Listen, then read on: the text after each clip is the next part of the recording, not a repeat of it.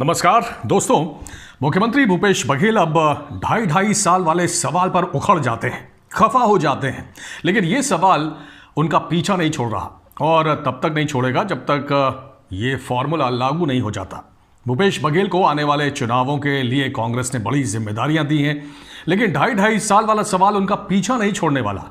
दोस्तों, जशपुर जिला कार्यकर्ता सम्मेलन में कांग्रेस नेताओं के बीच मारापीटी के बाद मुख्यमंत्री भूपेश बघेल ने अपनी प्रतिक्रिया दी है। उन्होंने घटना को दुर्भाग्यपूर्ण तो जरूर बताया, लेकिन साथ ही ये भी कहा कि जब प्रदेश प्रभारी पीएल पुनिया ने स्पष्ट कर दिया है तो बार बार उस पर सवाल उठाकर माहौल खराब नहीं करना चाहिए। किस सवाल की वो बात कर रहे हैं आप समझ गए होंगे। ये ढाई साल वाला ही सवाल है जो मुख्यमंत्री भूपेश बघेल को अब बहुत कष्ट देता है, बहुत पीड़ा देता है। इससे पहले भी ढाई साल वाले फॉर्मूले पर जब सवाल पूछा गया तो भूपेश बघेल भड़क चुके हैं। पिछले दिनों कांग्रेस मुख्यालय राजीव भवन में हुई प्रदेश कार्यकारिणी की बैठक में ढाई साल वाला सवाल उठाया गया तो मुख्यमंत्री भूपेश बघेल ने एक पदाधिकारी को पद तक छोड़ने को कह दिया। जिस समय मुख्यमंत्री नाराजगी जाहिर कर रहे थे उस समय प्रदेश प्रभारी पीएल पुनिया भी उनके बगल में बैठे हुए थे और बिल्कुल चुप्पी साधे हुए थे, उन्होंने कुछ भी नहीं कहा। गौर करने वाली बात यह है दोस्तों कि ढाई साल वाले सवाल पर सिर्फ पीएल पुनिया ने ही सफाई दी है।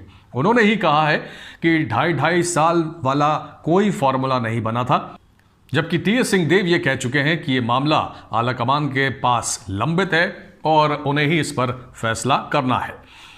राहुल गांधी, सोनिया गांधी की तरफ से भी इनकार नहीं किया गया है कि इस फॉर्मूले के तहत टीएस सिंहदेव को मुख्यमंत्री नहीं बनाया जाएगा। दोस्तों, भले ही पंजाब में कैप्टन अमरिंदर सिंह की बगावत के बाद आलाकमान के हाथ पांव फूले हुए हैं और वो छत्तीसगढ़ में भूपेश बघेल की बगावत की आशंका से डरा हुआ है, इसलिए बदलाव को लगातार लटकाए हुए है। लेकिन इससे किरकिरी कांग्रेस की ही हो रही है कि अभी तक कोई साफ मैसेज ना ही आम लोगों को दिया गया है, ना ही कार्यकर्ताओं को दिया गया है। अब ढाई साल वाले फॉर्मूले का सवाल मुख्यमंत्री भूपेश बघेल को आगे भी तंग करता रहेगा। हिमाचल प्रदेश में होने वाले उपचुनाव के लिए भूपेश बघेल स्टार प्रचारक के तौर पर मंडी जाएंगे। हिमाचल प्रदेश के लोगों को भूपेश बघेल के बारे में बहुत ज़्यादा जानकारी नहीं है। जाहिर है उनका इंट्रोडक्शन छत्तीसगढ़ के मुख्यमंत्री के तौर पर ही किया जाएगा।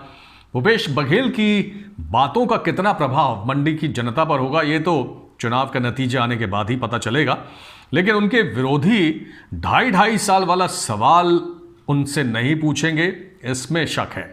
केंद्रीय मंत्री अनुराग ठाकुर की रैली भी मंडी में है। जाहिर है अनुराग ठाकुर के निशाने पर कांग्रेस के साथ साथ भूपेश बघेल भी होंगे और मुमकिन है ये सवाल उनसे फिर किया जाए। और सिर्फ विपक्षी नहीं, अगर भूपेश बघेल मीडिया से मुखातिब होते हैं तो मीडिया भी उनसे ये सवाल ज़रूर करेगा। भूपेश बघेल को कांग्रेस आलाकमान ने मोर्चा लेने के लिए उत्तर प्रदेश, हिमाचल प्रदेश में आगे किया है।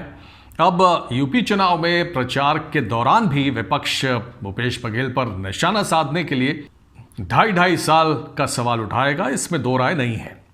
और छत्तीसगढ़ बीजेपी की बात की जाए दोस्तों तो वो तो ढाई साल पर भूपेश बघेल को लगातार घेरती रही है। जशपुर में बघेल और सिंहदेव के समर्थकों के बीच मारापीटी के बाद तो बीजेपी ने यह तक कह दिया है कि अगर ढाई साल के करार पर जल्द फैसला नहीं हुआ तो दोनों गुटों के बीच गैंग वॉर तक हो सकता है। ये बात कुछ बड़ी जरूर लगती है, लेकिन चूंकि विपक्ष है तो ये किसी भी आरोप को लंबा चौड़ा करके लगाता ही है। यूपी चुनाव में भूपेश बघेल को इस सवाल का सामना करना पड़ेगा जिसका कोई विश्वसनीय या बहुत ही कन्विंसिंग जवाब उनके पास नहीं है, तो कह सकते हैं कि यह सवाल उनको तंग करेगा। दोस्तों, आपको क्या लगता है ढाई साल वाला सवाल भूपेश बघेल के लिए कितना बड़ा सिरदर्द साबित होगा? क्या छत्तीसगढ़ के बाहर भूपेश बघेल कांग्रेस के लिए कुछ कमाल कर पाएंगे, अपना जलवा दिखा पाएंगे? अपनी राय कमेंट सेक्शन में जरूर दीजिएगा। बहुत बहुत धन्यवाद। जय हिंद।